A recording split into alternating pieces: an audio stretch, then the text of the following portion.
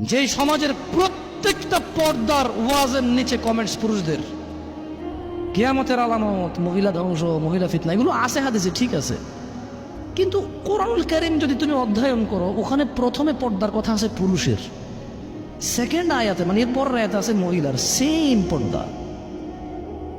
মানে ওর কথা হচ্ছে মহিলা হাঁটছে, সমাজ নষ্ট হয়েছে কেমনে? পোলাপান ফেলফেল করে তাকায়া ছিল, পোলাপান যে ফেলফেল করে তাকাইছিল, ওতে পোলাপানের সমাজ নষ্ট হয় নাই।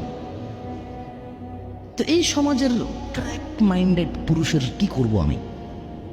কি করব এই অর্ধগলিত পচা বিবেকহীন পুরুষের এই সমাজের বসতিতে?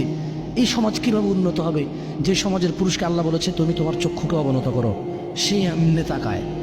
আল্লাহ বলছেন নিচে করো, সে তাকায়, এটা দোষ না। মহিলা আল্লাহকে বলছে ঢেকে চলো, মহিলা খুলে চলছে কেন? মহিলার দোষ। দুজনের